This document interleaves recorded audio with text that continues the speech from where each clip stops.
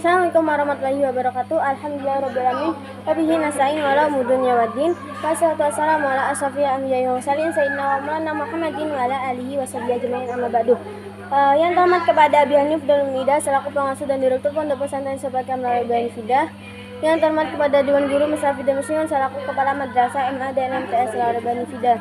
Yang terhormat juga kepada teman-teman saya dan tamu beberapa saya kalau saya akan mempresentasikan materi ini UKK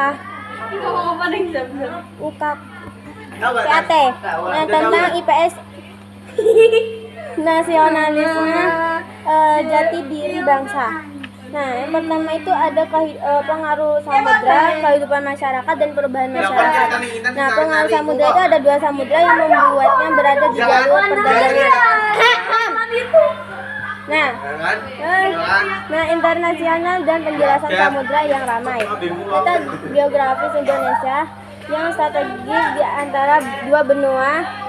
Nah, terus yang kedua itu ada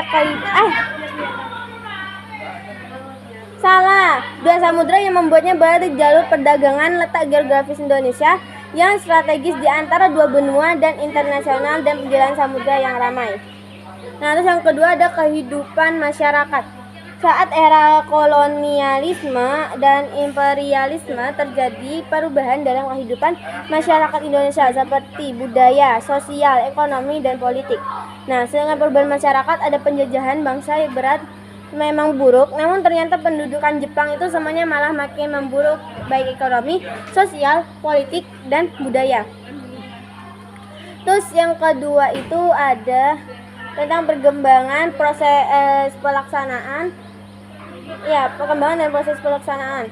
Nah, perkembangan itu seperti organisasi pergerakan yang muncul di atas dasar cita-cita yang sama seperti Budi Utomo, Serikat Dagang Islam, Perhimpunan Indonesia. Dan proses pelaksanaannya itu dimulai dari pembentukan BPUPKI pada tanggal 29 April 1945 yang terjadi peristiwa Rengas Dengklok pada 16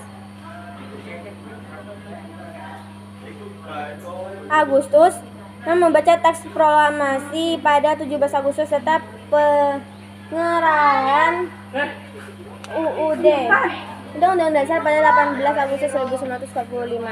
Nah, terus di sini yang ketiga itu ada kondisi pemerataan lembaga keuangan dan manfaatnya. Nah, kondisi pemerataan seperti kondisi negara kepulauan membuat pemerataan ekonomi malah berfokus pada pulau penduduk yang banyak. Sedangkan lembaga keuangan itu seperti koperasi simpan contohnya seperti buruh.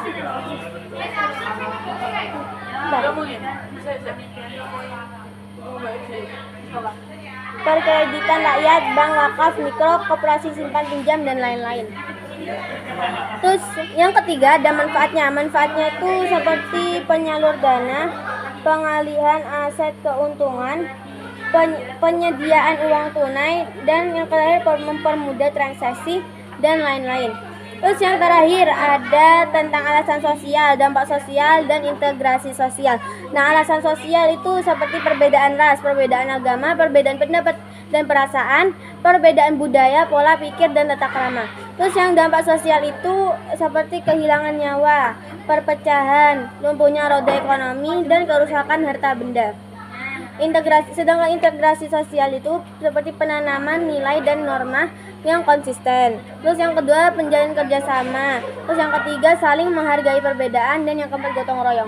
Nah, oke, segitu saja yang saya sampaikan. Semoga bermanfaat dan kurang lebihnya mohon maaf. Dan saya akhiri. Assalamualaikum warahmatullahi wabarakatuh.